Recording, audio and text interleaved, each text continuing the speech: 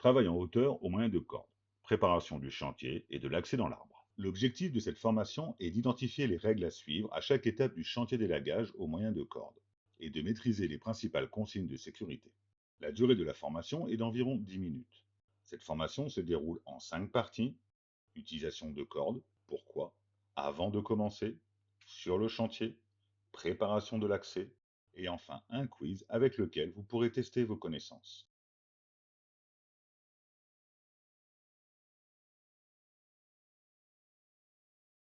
Le travail en hauteur implique un certain nombre de consignes de sécurité à respecter. De plus, si l'utilisation des échelles, escabeaux et marchepieds comme poste de travail est interdite, l'utilisation d'un équipement de protection collective, EPC, de type nacelle, plateforme élévatrice, est obligatoire lors des travaux en hauteur comme l'élagage. Dans certains cas spécifiques, et en respectant des mesures de formation et de prévention précises, le travail sur corde est rendu possible. Utilisation des cordes. Pourquoi?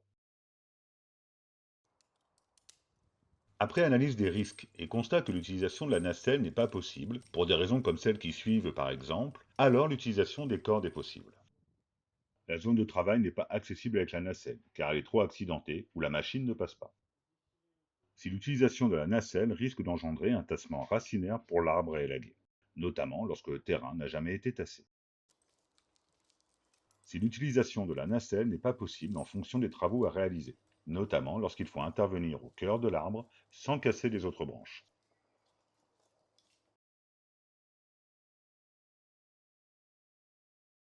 Avant de commencer,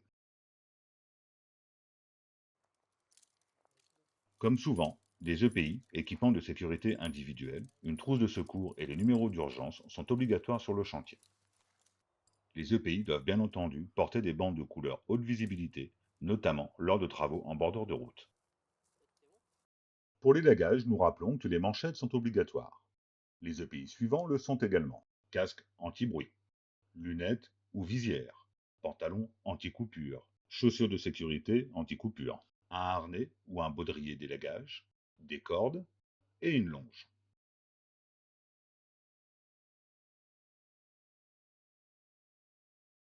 Il vous faudra également un système autobloquant pour grimper, des mousquetons ou connecteurs et une fausse fourche pour assurer l'ancrage au point haut.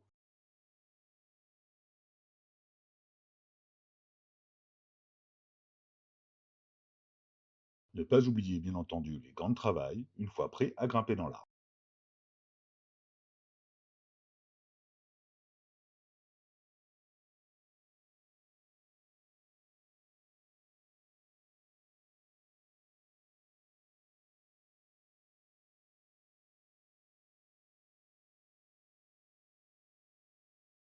Sur le chantier,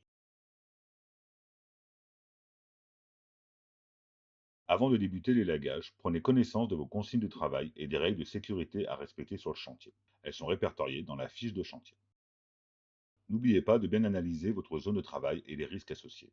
Repérez les lignes électriques ou de communication, et ce même si elles semblent hors tension ou protégées par une gaine. Il est primordial de rester vigilant. Vérifiez l'état sanitaire de l'arbre et du collet. Et vérifiez qu'il n'y ait pas de branches suspendues dans l'arbre qui risqueraient de tomber lors des travaux ou lors de l'ascension du grimpeur. Il est formellement interdit de travailler seul sur un chantier. Lors de la préparation de la grimpe, les deux opérateurs, grimpeurs et hommes de pied, doivent avoir leur kit de grimpe. En effet, l'homme de pied doit pouvoir repérer très vite si vous êtes en difficulté et vous venir en aide. Les deux opérateurs doivent être formés au premier secours et au secours dans l'arbre. Et vous devez délimiter la zone d'intervention afin de protéger vos collègues et de bloquer l'accès aux éventuels passants. Préparation de l'accès dans l'arbre. Il existe plusieurs moyens d'ascension. La corde d'accès est cependant une méthode à privilégier pour faciliter le secours en cas de besoin. Après avoir identifié votre point d'ancrage, utilisez le petit sac pour lancer la corde et viser une fourche adaptée d'un diamètre supérieur à 10 cm. Le point d'ancrage doit être le plus haut possible dans l'arbre pour optimiser les possibilités de déplacement. Le placement de la corde doit donc être réalisé avec soin. La fourche visée doit être au plus proche de l'axe de l'arbre, avec si possible une deuxième branche juste en dessous en cas de rupture de la première. Le passage de la corde doit se faire de préférence autour du tronc et non uniquement autour de la branche. Si celle-ci venait à rompre, vous seriez retenu par la fourche inférieure. Certaines espèces sont plus cassantes que d'autres, exemple sol ou peuplier. Pour ces essences, il faut choisir des fourches plus importantes.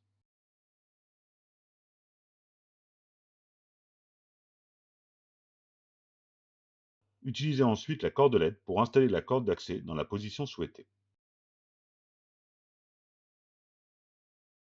Amarrez ensuite la corde au pied de l'arbre.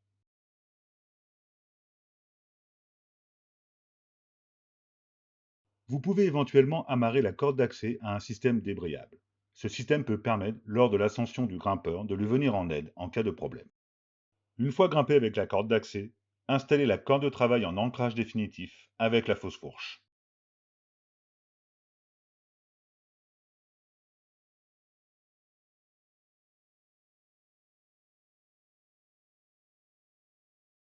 En résumé, l'utilisation d'un équipement de protection collective, EPC, est obligatoire. Néanmoins, il est parfois impossible de recourir à la nacelle. On utilise alors des cordes. Avant de commencer, il est important de s'équiper de ses EPI et de son kit de grimpe qui comprend des manchettes, un casque anti-bruit, des lunettes ou visières, un pantalon anti-coupure, des chaussures anti-coupure, un harnais, un baudrier, des cordes, un système autobloquant, des mousquetons ou connecteurs, une fausse fourche et une longe. Tous ces équipements doivent être contrôlés avant chaque intervention par l'opérateur et une fois par an par une personne habilitée.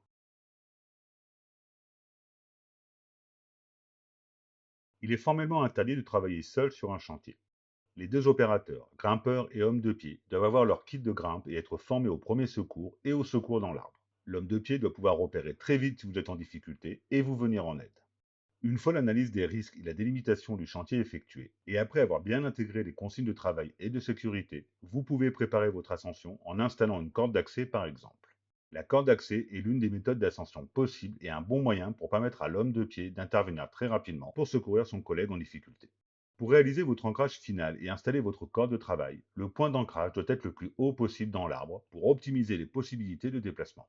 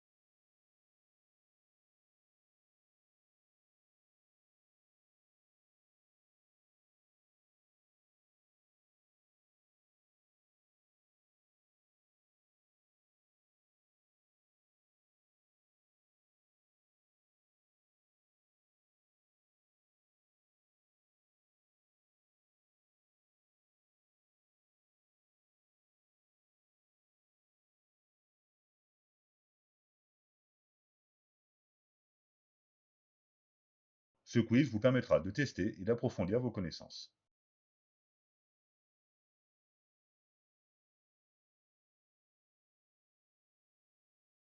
Placez le nom des EPI et des équipements au bon endroit sur la photo suivante.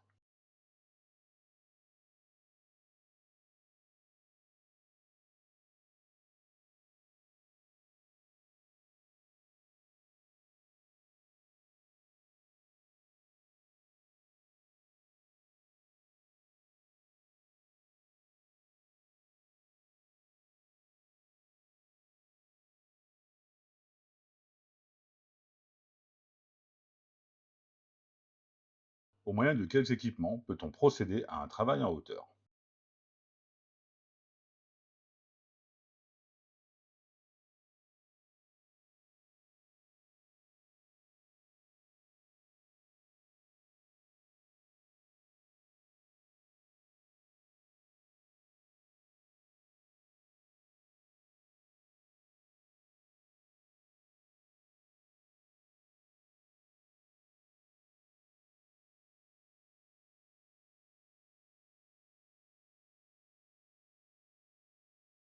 Avant de débuter un chantier, que ne devez-vous pas faire?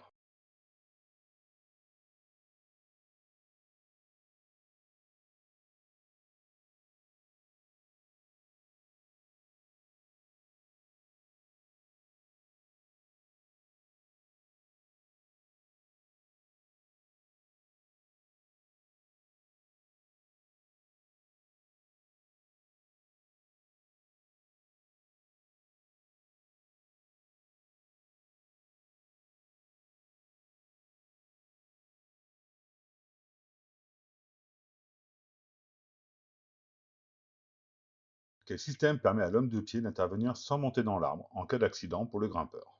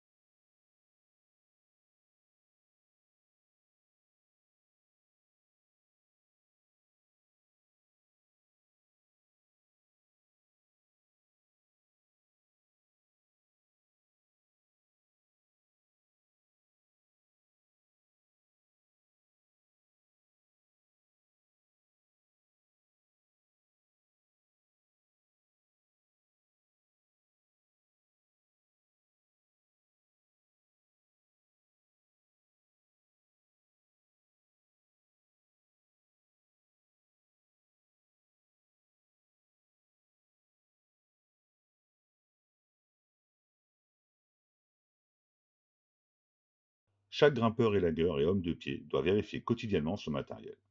Vérifier que le harnais ne présente pas de signes de coupure, déchirure, brûlure, usure et n'a pas subi de choc. Vérifier que les coutures des sangles ne sont pas abîmées ou effilochées.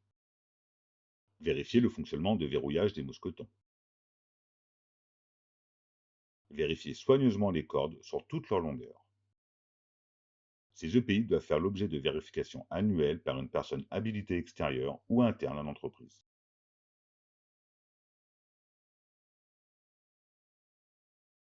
Sur le chantier,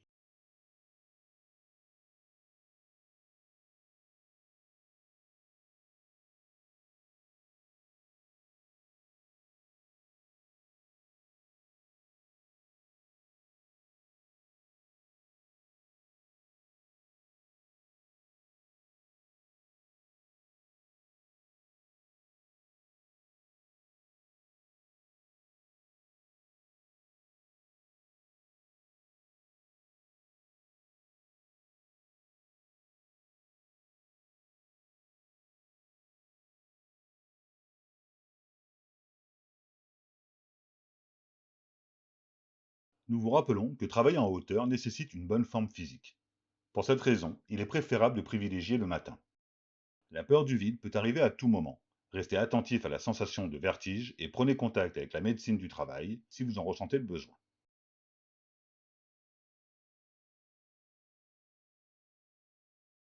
Utilisation des cordes. Pourquoi?